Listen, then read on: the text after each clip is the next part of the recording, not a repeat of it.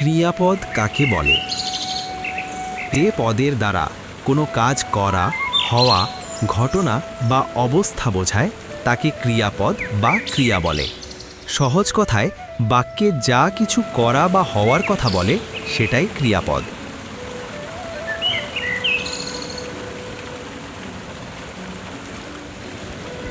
ক্রিয়াপদের প্রকারভেদ।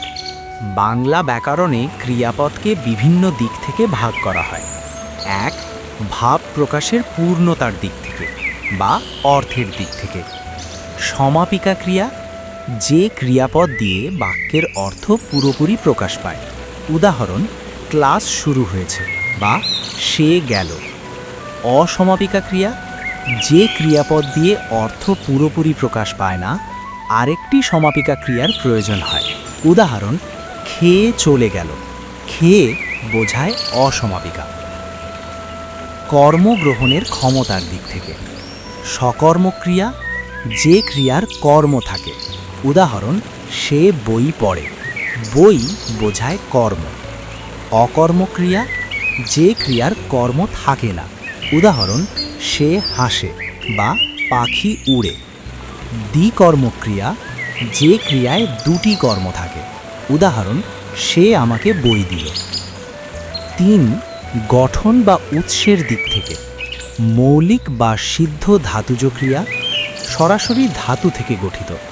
সাধিত বা নাম ধাতুজ ক্রিয়া, নাম থেকে গঠিত, যেমন চোর থেকে চুরি করা। যৌগিক ক্রিয়া, দুটি শব্দ মিলে গঠিত, যেমন উঠে পড়া, চলে যাওয়া। প্রযোজক ক্রিয়া, একজনের প্ররোচনায় অন্যের কাজ বোঝায়, যেমন খাওয়া থেকে খাওয়ানো। বাংলা ক্রিয়াপদ মূলত ৩ প্রধান কালে বিভক্ত: বর্তমানকাল, সাধারণ, ঘটমান, পূর্ণ, ঘটমানপূর্ণ; অতীতকাল, পাস্ট, সাধারণ, ঘটমান, পূর্ণ ইত্যাদি; ভবিষ্যৎকাল। ক্রিয়াপদ পুরুষ বা উত্তম, মধ্যম, প্রথম বা নাম এবং সম্ভ্রম, সাধারণ বা সম্ভ্রামাত্মক অনুসারেও পরিবর্তিত হয়। উদাহরণস্বরূপ, যাওয়া ধাতুর কিছু রূপ: আমি যাই বর্তমান, উত্তম পুরুষ; তুমি যাও মধ্যম, সে যায় প্রথম পুরুষ; আমি যাব ভবিষ্যৎ।